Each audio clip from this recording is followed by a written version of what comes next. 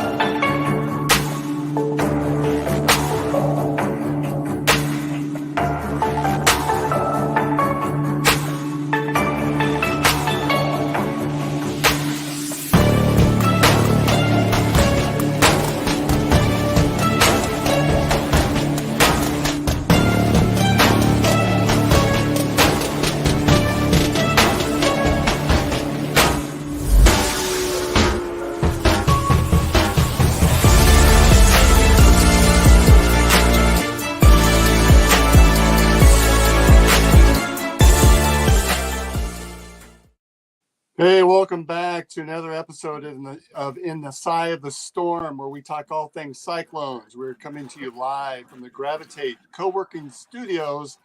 I'm Dave Larson here with my Storm team partners, Marcus Spicer and Brent Curvey. How are you guys? Doing well. Well. Blessed. That's it. Couldn't have said it better myself. Above ground is always a good situation to be in, right? I know. Well, a lot has happened since we last talked a couple of weeks ago. We've had a couple football games. We've had several basketball games. We've had some changes in terms of personnel for both teams. Let's jump into the football since we just had a game over the weekend. That was a big-time game, 7 o'clock game against Texas.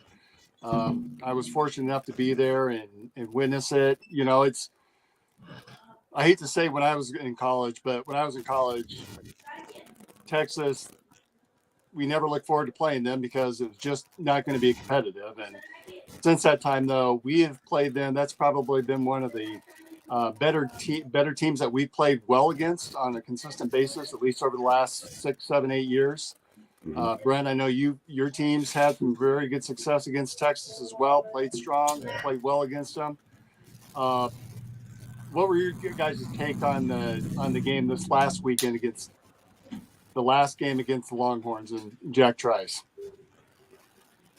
I didn't get to watch much of it. I was actually on the road, so I'm traveling with the kid doing some recruiting and all of that stuff. So I was actually on the highway driving back home from another game. But yeah, can't tell you a whole lot about it. So I will not lie to you. I was able to log on to like YouTube TV and spots, but just traveling, it was god awful. So I had to kind of watch highlights and plays after the fact. So. How about you, Marcus? Well, I watched a lot of it. Very encouraged by, the strides we've made as a ball club this year. I thought it was going to be a lot tougher than what it was. Ultimately, there were some calls, and there's always some calls that goes on in the games that seem to be that determining factor, even if it's early on or midway of the game. It always seemed to be that determining factor that we either win or lose by. And I felt like there was a couple of calls that happened in that game that it was the same way. But overall, not expecting us to be able to even compete with Texas, like you said before. Like I remember when Ricky Williams was at Texas and just all they did was drop back and just hand it to him and just get out the way. And you just watch the greatness of how he was and being able to turn the tables of that, being able to compete with teams like that. It was refreshing to see, but it damn sure would have been good to get that win and solidify that bowl spot. Yeah. In a way, the program's come so much further under Matt Campbell, and I hate to call it a moral victory, but we played pretty well against a top 10 ranked team, and that defense that Texas has against the run, we probably would have had more success running up against a brick wall, because that's about what it was on Saturday. Passing game seemed to do much better. I wish times I'm sitting there thinking, let's go 5 out. Let's just pass because we're not getting anywhere with the run. Now, granted, because we kept trying to run up the gut, that opened up that little pass in either the third or fourth quarter, that pass to Easton Dean that scored for a touchdown. That was just a brilliant call at that particular time in the game. But again, he'd say there's a moral victory, but disappointing certainly.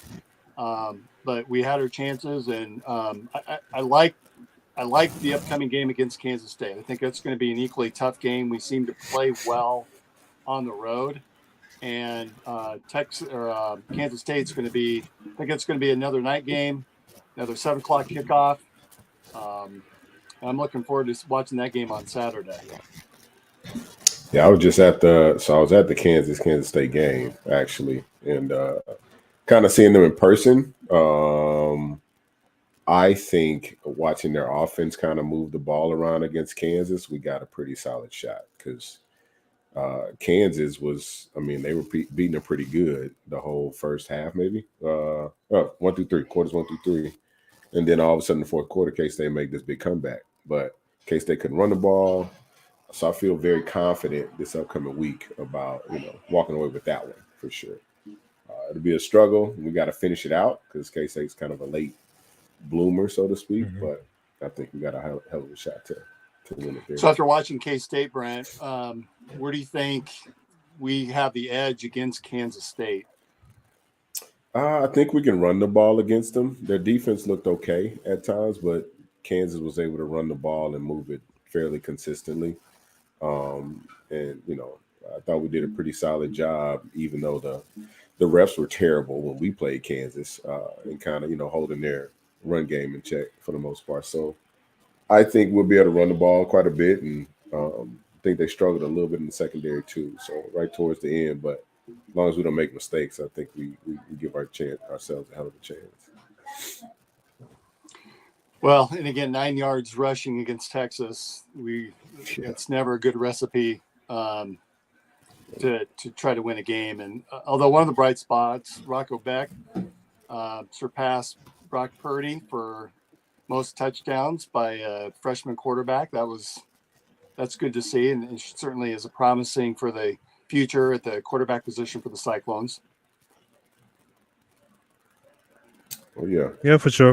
He's definitely stepped into that role. He's learned and gotten better, tremendously better this season. And now I'm not as nervous as I used to be, like at the start of the season when he dropped back. It was a couple of passes at the start of the season that was like right there or tipped, or there was scores in there to like our guy couldn't even really catch it, and it was like bouncing off the hands. But like now when he drops back, I feel like he has more command and control. He's understood the game a lot more now, and he's getting a lot more comfortable. So he's a big piece of why the season has turned around without a doubt, and that's refreshing to see.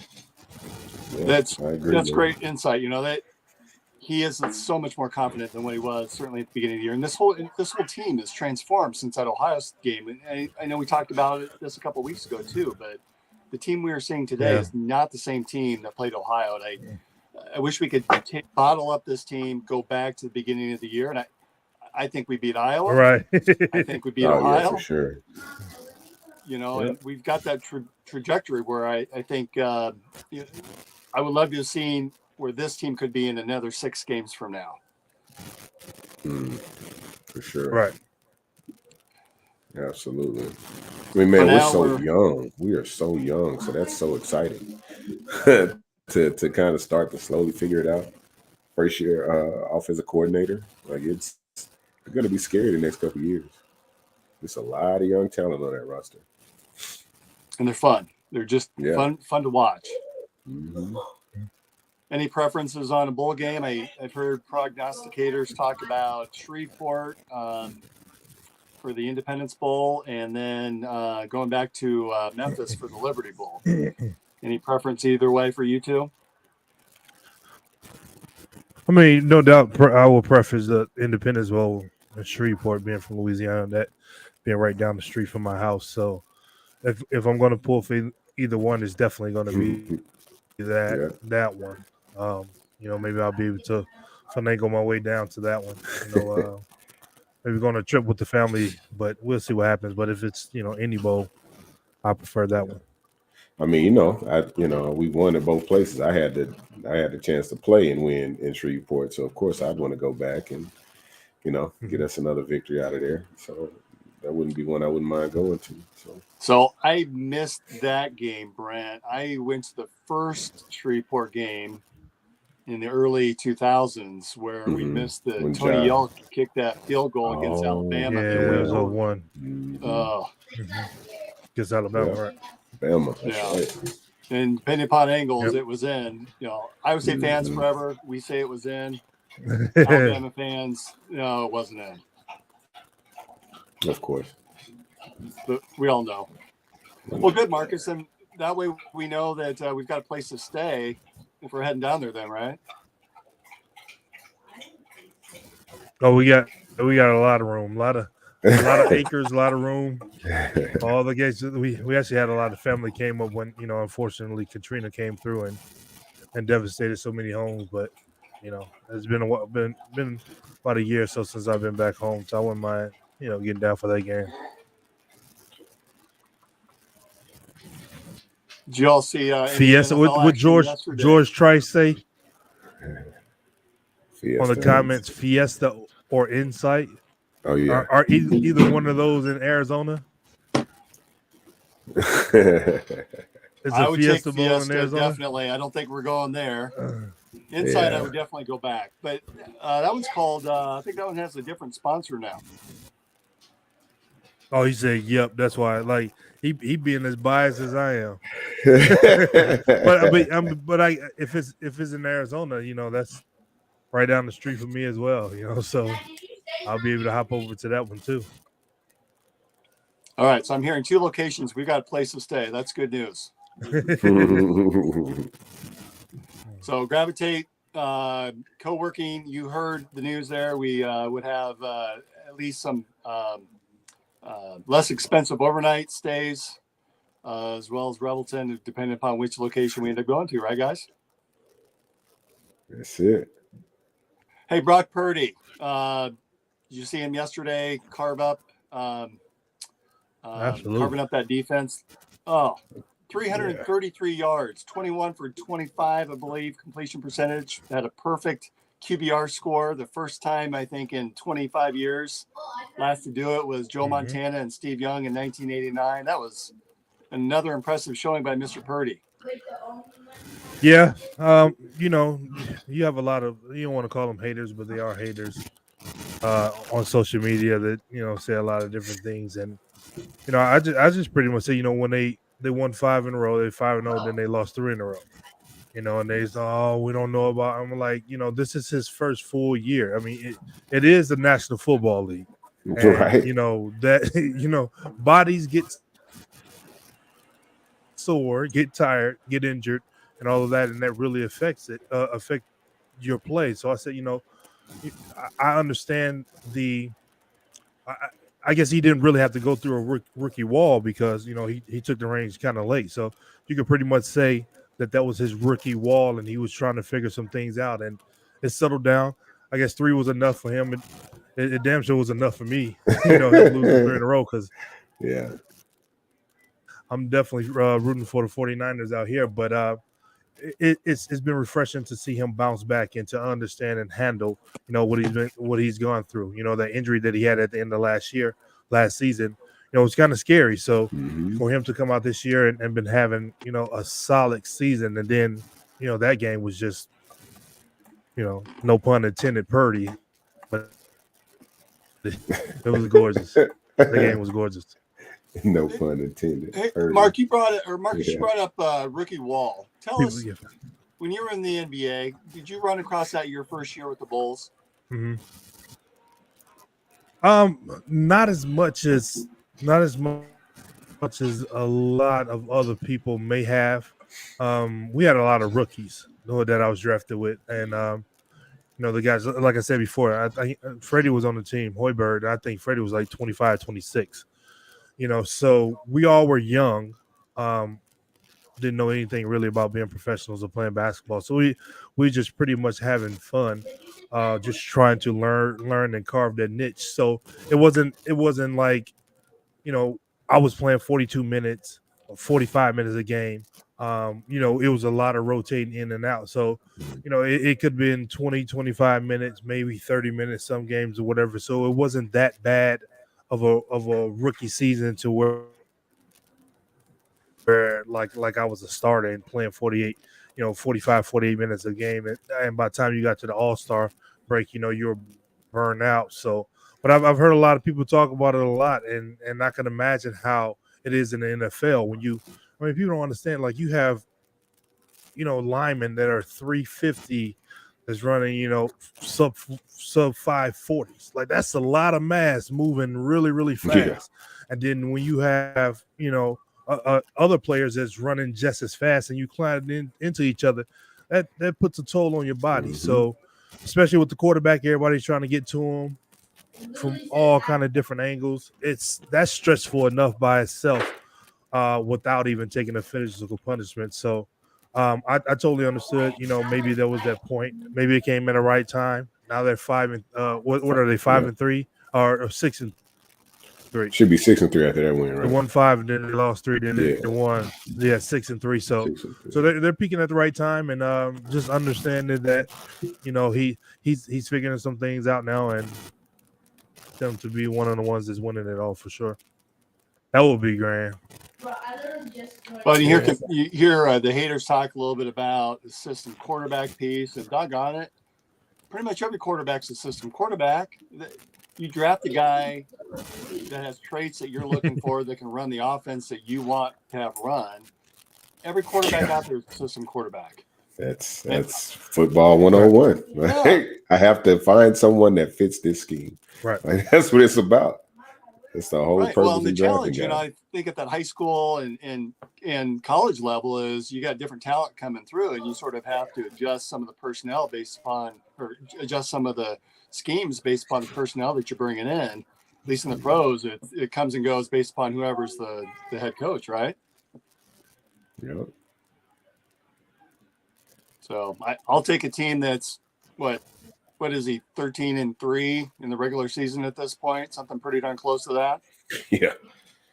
Yeah. I'll take that all day. I mean, that's the same debate they had with Richard Sherman, and with Richard Sherman being he's a zone corner. He's not a man corner, but dude's a Hall of Famer.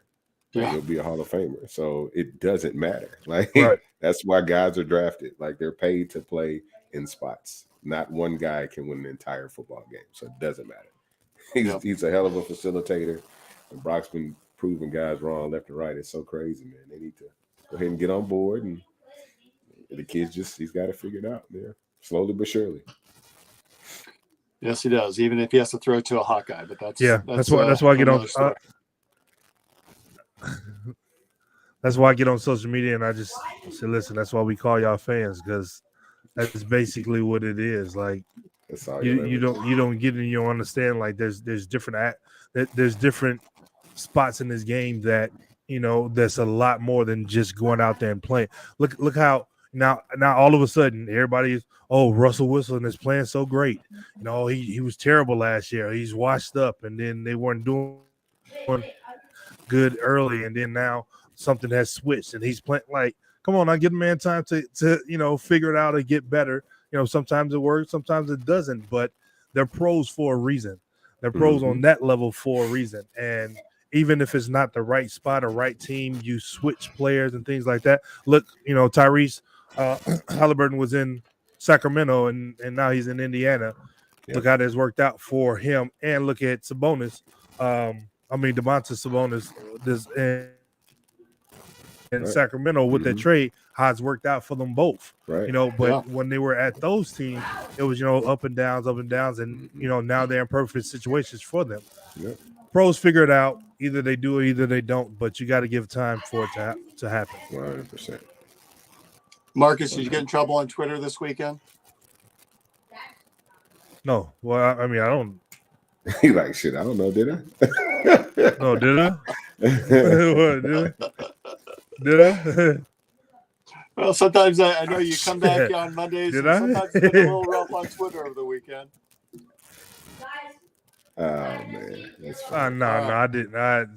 It depends on what my Saturday is or what I've seen. Like I really try not to pay that much attention to it. Now it was easier when the kids were younger, where you can just probably give them some McDonald's and sit them down, whatever. But now the kids are older and there's things that you have to do, more moving parts, more different places, more things that take your attention away from social media. But I don't think I got in trouble on Twitter this weekend. Good. I don't think I tweeted this weekend. Sometimes I live tweet. Sometimes I'll be live tweeting during the game. But I think this past Saturday I just sat and watched the game and wanted to enjoy and focus and try to focus on them getting the win. But I was upset we didn't get it though. And it's probably good that Brent is out doing travels, because that way he can avoid being on Twitter for the same reason. Yeah, I did a quick look at Marcus's. I did a quick look at Marcus's Twitter account here. Well, He did wait a on minute, November Chris. 4th. Chris, you got Say- locked out this weekend. You have no room to talk. I know, right? I did. I got put in Twitter jail. That's right. I told somebody to go jump in a lake, and Elon didn't like On it. November 4th? Yeah, November 4th, you said fire all these Big 12 refs. This Oh, shit's my. ridiculous. And some random Twitter person said, like, your sorry basketball career, and Marcus eviscerated him. So, Yeah. I mean, those be trolls. It'd be the accounts without an avatar or anything like that. Most of the time, I think it'd be people who set up an account right then and there. 100% trolling. Yeah, but right. What would you guys have done? I mean, you played at the highest levels. What would your careers have been like with Twitter? I mean, would you have gone out after a game and just fired it up and responded, or how do you think you would have been as a player with today's social media? I'm glad. And Brett, you When and both of you played. have kids that are at that age that they grew up with this. Yeah, it's unique, man. Because so immediately after we lost in the second round of the playoffs here in Waukee, my son was like, "Hey, yeah, they're roasting me right now." Because early in the year, he said we were dome bound, right, going to the playoffs or whatever.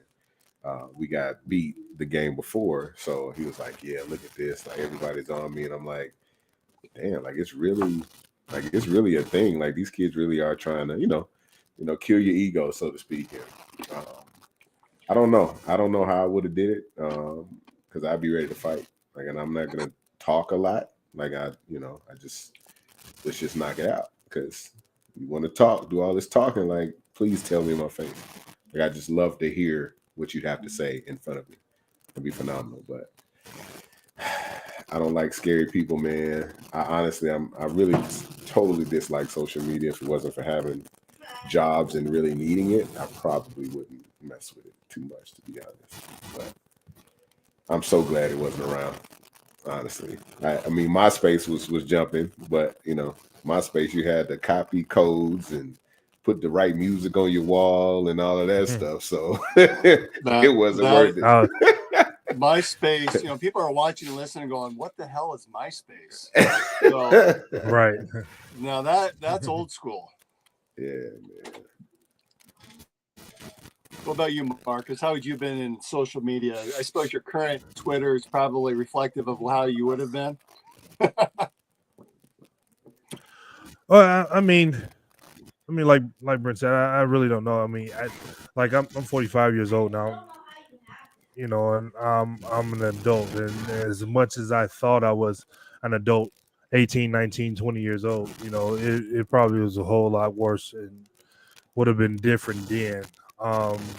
So like now, I only go so far with people. I just get to the point to where I give you a couple facts and then I leave it at that, because there's always the opposite of whatever anyone ever says. So whatever I say, it could be totally true, total facts. You can make up anything that you want to make up anyways, and just continue to keep the conversation on. It's either I'm blocked or something is going on. But at that age, I really don't know. I just know that, you know, things would have been a lot different. Probably I probably wouldn't have interacted as much. It's kind of like a Kevin Durant, you know, type thing where, you know, he gets on there and he says some of the things to the fans like, you know, like you guys don't even seem real by the stuff that y'all say. Like he said, you know, NBA fans don't even like the NBA and it's weird. Like you just get on here just to comment about, but at the same time, you know, you can't do what we do. So what is it really about? Are you upset about, you know, you not having the talent, or, you know, you not being able to do what we do? I say all the time, or a lot of times, to people that's, you know, that's always on LeBron, trolling LeBron. I'm like, if he was your father or your brother or your first cousin or something like that, you probably would be having a different tune right now. So, I mean, just be fans, let that be what it is, and just go about your business. But, you know, everyone has an opinion nowadays, and they feel like they're entitled to voicing it and making it be in fact when it's, you know, majority of the time is not a fact. Yeah. Well said. Well, we want to keep this conversation going, but let's first get a word from our sponsor, Revelton Distillery. At Revelton Distilling Company, everyone has become a part of the Revelton family. From the Taylors and their daughter who helped perfect their award-winning gins, to the team who installed Lucy, our 33-foot-tall custom-made still, right down to the local farms that provide our coveted corn, and even the cows on those farms who consume our mash byproduct. Want to see the farm to flask come to life? Now you can tour Lucy and find out where we take Iowa's harvest and transform it into our finest spirits. Choose between a 45-minute tour or find out even more by scheduling a VIP behind-the-scenes tour to get the taste of the full Revelton experience. You can visit them at 1400 West Clay Street in Osceola, Iowa, or find all of Revelton's award-winning spirits at any local grocery or spirits retailer.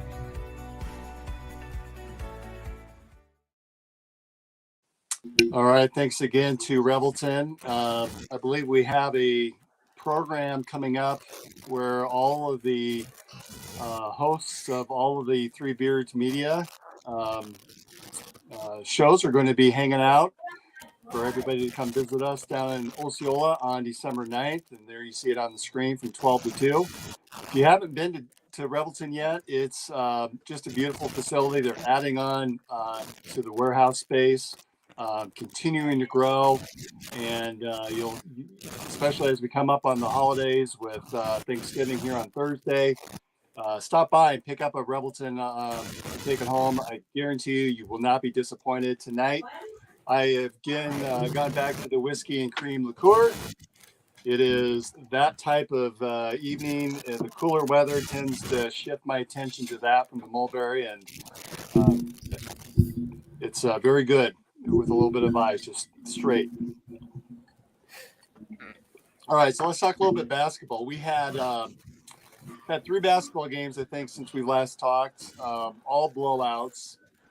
I've been impressed, you know, in years past, doesn't matter if it's football or basketball, but good teams beat up bad teams. And it seems in the past we've had some decent, if not good, basketball teams that somehow those games against bad teams are close.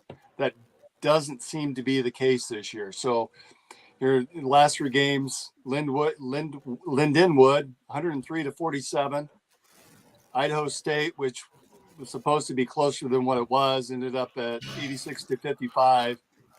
And then this past weekend, we played Grambling State and former Cyclone Terrence Lewis. Beat them 92-37. Those were some big thumpings. Any thoughts on the season thus far? It's early, man. Looks like Well, I would have loved to have played Grambling State. You know, Grambling State is literally that's right. 7-8 miles away from my home. So I would have loved to be a part of that when I was, you know, at Iowa State. But these games have been some great showing. The competition is just a little, you know, lackluster compared to what we're going to be facing in the Big 12. But you also want to get games in and not let it be just about practice. So to see the guys figure some things out early on, get that continuity together, camaraderie together, and hopefully, continue to win. Yeah, those type of games are always good for confidence builders too, right? Helping guys to kind of find their stroke and find their spots on the court. I think, like Marcus said, that competition is going to stiffen up here real quick. So it's good to get these out the way, man. Let guys kind of get used to what it's going to be like. But, it's the young guys that need more and more time, right? So that they can, get ready for what's to come. This Big 12 ain't easy at all. Beast. So it's a monster. So, but I mean, these kids are showing, splashes of why they got recruited, right? Big time guys, big name guys, good shooters. So be good to see, man. I always like seeing blowouts. It means we can score points, and that's a good thing. Yeah, especially this early in the season. We should be beating teams up like that. Yeah. So one big loss, though, Hassan Ward sounds like he's going to be out for an extended period of time.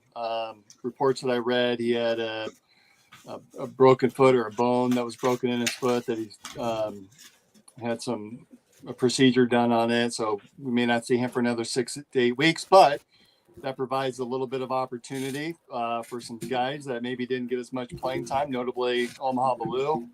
Omaha came in as a McDonald's All-American. Marcus, you know about that. And I think we were a little bit surprised he wasn't starting right off the bat as a McDonald's All-American. And what are your thoughts, I guess, on his play thus far and any differences that you've seen between that first game and that most recent game out of Omaha? Well, I feel like, him being a McDonald All-American, you got to get behind him and you got to allow him to figure out the collegiate, stage. Let him make his mistakes on the court. Not you're trying to figure out in practice, because it doesn't matter how much you practice. You're practicing against your peers. You're practicing against your brothers and teammates, and and all of that. It's a little bit different in the game. So when the referee's out there, crowd is out there, let him get out there and figure out and experience it for himself. I was totally shocked, being a McDonald All-American, that he wasn't starting. But he's gotten out there. He showed some flashes. I didn't see the Grambling State game, but that kind of blowout, I'm glad I didn't, because I think we should have better competition than that. But I'm looking forward to him being the second McDonald All-American, and I would say history. Obviously, second to me coming in there in 97, and just having a lot of aspirations and desires myself for him. Playing pretty much the same position. He plays a 4, 3, 4, 5, whatever. I didn't play much of the small forward in college. It wasn't until I got to the pros with that. But similar game, similar height, things like that. I'm just looking for him to take control and be that kind of player. The kind of player that the committee felt like he was in high school to be a McDonald All-American. So I'm very anxious. I'm definitely going to be biased with him about that. He's a big man, so I'm going to be biased with that. And so I'm just looking for these numbers to skyrocket, and because I feel like that's going to be the catalyst to change this team, this ball club, to being what we need them to be in the Big 12. Do you ever have an opportunity to interact with Omaha through the program and give him some unsolicited or solicited advice? And what would be some of the things that you would tell him? Do I have do I ever have, or if I had? Yeah, I mean, because he probably would have signed. I can't remember the signing period that he announced that he was going to be coming to Iowa State. But did you have an opportunity to, whether at any of the tournaments that you would see him at through the high school circuit, or even on campus, have a chance to give him some help or some guidance? Well, I hadn't so far. I mean, I would absolutely love to have that opportunity to. I don't know if he's on social media. He could be. But for the most part now, I always sit back and watch, and try to observe, try to get like in that bigger brother coach's role, because I am a coach now, and just try to understand the different things that when that time permits, if it does permit, and it is welcomed, reach out and just speak on the things that I've learned about Iowa State in the past and the Big 12 and things like that, because I know having that kind of talent, what he can do. So it's early on. He didn't get much time before. Now we're going to see him a lot more, getting more time now. And so now I'll be able to not necessarily critique or pick apart his game, but again, I'm in that coach's role now, where as a kid, I probably wouldn't understand the critique and things like that the coaches do. But now being in that coach's role, now I understand where it was coming from. And now I'm in that role to, reach down and give some different advice and different things to help along the way. Like I said, if it's welcome. So I will absolutely love to, if I could work with them, show them a couple of things. It's probably going to have me with icing on my knees and my ankles by the night's fall, but I'll absolutely still love to get out there and work with them, show them a few things. And Brent, we know your passion has always been basketball as well. What does this say about the program when you've got a guy like Omaha Biliew that is your 7, 8, 9 guy on the bench, and there's no need to rush him in and put him in a starter's role? Does that say anything about the program? I mean, it does. It speaks volumes, man. I think it talks more to the strategy of odds, right? It's like, hey, just because you were McDonald's All-American doesn't mean that you're guaranteed the starting job either. So I think, coaches have different ways of kind of pushing guys and getting them kind of step up and play a little bit harder, compete a little bit more, and so on and so forth. So I think it could be some of that too, trying to, give him a little extra nudge. Obviously, I don't know what's going on at practice or what have you, but just thinking about, I have these talks with my son now about being the guy in high school, and now you're just a guy when you get to college, right? So I think I might have a hair to do with it, but I think the way he's kind of, slowly ushering him in is starting to help build his confidence. Obviously, he's, playing a little bit better, and kind of watching him here in high school. He's a kid that needs to have some confidence before he goes into competition. You know what I mean? So he needs a little bit of that. Let me gain it, let me build it up. Let me find my spots, and then, the monster kind of comes out, right? So I think the way he's working them in is phenomenal, and bringing them in at a slow pace, man. But Iowa State has done so well over the years in terms of basketball, and Ott's done a great job since he's got there. So, I think people are kind of sitting back watching and wondering why, but I think over time it'll kind of show the purpose of it all. So. Well, and the approach seems to be working. That first game, he had some foul troubles, which that's going to happen, in any game, whether it's game 1 or game 55. And this last weekend, he had 14 points. He looked good. And it's not like they're running isolation for him. It's in the flow of the offense. And the whole team really seems to be involved right now, it's fun to watch. This team it's fun. They're sharing the ball. They're running when they can. They're shooting the threes. They're kicking it out. They're penetrating. They're playing great defense still. That's a continuation from the last couple of years under Otts. It's really a fun team to watch. Sure.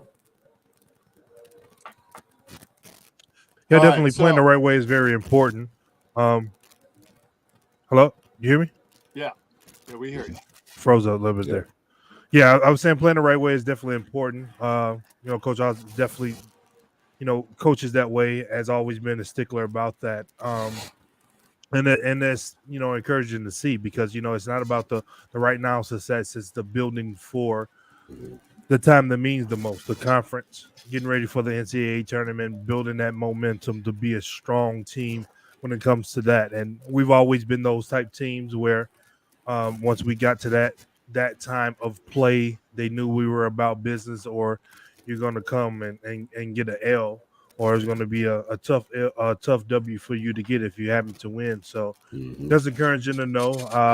But again, I'm always going to be biased with, my youngster. That's a big man, and him being a McDonald All-American. I'm definitely looking to see him make strides and leaps and bounds sooner than later. I'm hoping. 100%. Right. Got to. Well, again, they're taking a very good approach, and I think you made a good point, both of you. Let's get the confidence gone, and then let's see where things shake out with the Big 12 conference. That is the toughest conference in the country. We have to realize that. Mhm. And so you got to get your Trust team me. ready to Trust me. go through the grind. we It's a grind, realize right? Every game, 100%. you can't take a night off in We the Big realize 12. You just can't. Yep. All right, so we're approaching the Thanksgiving holiday. Just a reminder to everybody, Sunday afternoon at 2:00 is the duel against Iowa, the wrestling duel. Let's make sure we're watching that. That's on the big channel, ESPN. But in the meantime, Thanksgiving, what's on your plate? What makes for a good Thanksgiving? What's the one thing you have to have as a part of your meal to make it Thanksgiving? Cornbread dressing. I gotta All right. have that cornbread dressing. So that's a Southern staple. You know what I'm saying? Yeah, gotta have it. Gotta have it. Can I stop and get some at your shop? Nah, I won't be there. Okay. Nah, it's not for public consumption. That's at the house, man. We don't. It's a secret Nah. recipe. Yeah. That's passed down years and years. Nah, it's it definitely won't be at the shop. I can promise you that. just dinner rolls. Just dinner rolls at the shop. That's it. But I gotta have at least my dressing, man. Well, the one thing Well, I gotta have some cranberry sauce. I know. Oh yeah. I know I get a lot of flack Yeah. about people like cranberry sauce. But I'm like, I love. So you like the cranberry fresh? sauce, You like the fresh? You like the I cranberries? pretty much put it on everything. You like the berries, or you like the can, like the gel? The can gel. I hadn't really had the berries. I see the people that I mean, some of the people had the ones Vegas, with the berries in it. we barely have watermelon. Yeah, I hadn't seen that. Who said? Denny Ryan said, and cinnamon rolls as well. Oh, yeah. We doing cinnamon rolls and dinner rolls, man, at the Kalachi shop. But Cinnamon that's roll. about it. Gotta have those on your tables too. What about I'm a big you, jelly Dave? What you gotta have? I'm a big jelly cranberry as well, but I have to have apple pie. I just have to have apple pie. So I'll go to probably Costco tomorrow or Wednesday and buy one of those ginormous ones and make sure that gets brought home with me. Is that just for you, or is that you sharing with the family? I might share. We'll see how that goes. No, but I love apple pie. Does it wait till Thursday to get cut, or how does that work? I'll do my best. I'm going to be running in a 5K out in your neck of the woods, Brent, on Thursday morning. Okay.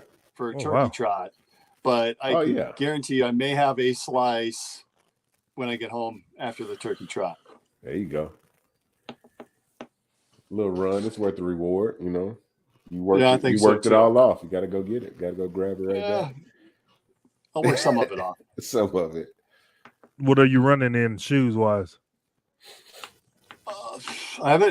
That's a good question. I have so I'm kind of a shoe whore when it comes to running shoes. I probably I just donated 3 of those gigantic bags because I collected them all. My wife is getting on my case, and I probably have another 15 or 20 running shoes that I track the mileage on all of them. And then I'll turn them into mowing or yard shoes. And then at some point I'll just say enough's enough, and I'll donate them all. Well, except for the ones with all the grass stains on them. Because I do run quite a bit. All right, so one quick question as we start to dial it down for the day. Not only do I love shoes, but I listen to a lot of podcasts. How many podcasts do you guys listen to? And how many is too many? Because I'll tell you right now, I listen to about 70 different podcasts. Some are weekly, monthly, daily. But as a way to get around it, I listen to them at double speed, which drives my family nuts when we get into a car. Yeah. But that's just how my brain works. What about you guys? I'm at 9. 9, huh? I'm at Wow. 9. Yeah, I just counted the ones that I listen to on a regular. Starting with All the Smoke with the Matt Barnes and Steven Jackson, all the way Yeah. down to what's this on the No Jumper podcast. So I'm Oh, yes. at No jump. about 8 or 9 that I listen to. Once I'm in the gym. Sometimes I got to get off the podcast when I'm in the gym because I'm listening to the podcast too much, and then I got to just switch over to listening to music. But when I'm warming up on the treadmill, that's when I'm pretty much listening to podcasts, and then I switch from there. Yeah, so I got 9 that's in a steady rotation. There you go. A couple suggestions down here that I'm not gonna Yeah. mess with. I don't think. I like old Nightcap with old Unc and Ocho. I don't know if you watched that one, but Mark. Oh yeah. That was funny as hell. But That one is funny. I mean, man, I think I'm at like 7 or 8. I'm like you though, Dave. When I'm reading my books, my audio books, I got it on like 2 speed. So it's like, what is he saying? I was like, I feel like I'm reading it because I'm slowing it down in my mind and like reading the words in my mind while he's talking so that I can grasp what he's saying. So I prefer it that way. But yeah, I'm about 7 or 8. You listening to it on what you say 2.2 times the 2.0. speed or 2.0 double speed. Yeah. Double speed. I'm anywhere between 1.5 and 2. Yeah. Got a couple of meditation apps that go a little bit faster than what it should when it's still on. I'm like, hold on. Like last time that took me 11 minutes. Now I'm done in 5.5. I'm still on the treadmill. Like, okay, I got to switch it back. But yeah. They didn't get you quite as calm as you had hoped to be, huh? Right. My focus. I'm trying to get my breathing right. Got my eyes closed, holding on to the treadmill. It's like, then the bell ring. I'm like, there's no way. All right, guys. It was over that fast, and I got to switch it back for that. Happy Thanksgiving to you and your families. Appreciate spending time with you today. As a reminder to everybody, we do have that upcoming event at Revelton on December 2nd, where you get a chance to meet all of the hosts of the Three Beards Media podcast. December 9th, right? What's that? Is it the 9th or the 2nd? That is the 9th. I'm sorry. Okay. Yeah, just making sure. Right, Chris? 9th. If not, someone will correct us in the comments. But it is the 9th. As well, we do have a very special guest coming up. I think we can announce on December 11th, on that following Monday, we're going to have Iowa State Athletic Director Jamie Pollard on. I know we're all looking forward to that with some engaging and great questions. If you have any questions that you like, feel free to shoot us a message, leave a comment, send us a note via Twitter, as long as we're not kicked off of it. And happy Thanksgiving to everyone. Spend some time with your family, relax, and enjoy all the football games and basketball games that are coming up. The Cyclones are playing in a tournament in Orlando, Florida. They play Thursday, Friday, and on Sunday. That's it. We'll see you next week for another edition of In the Side of the Storm. That's it.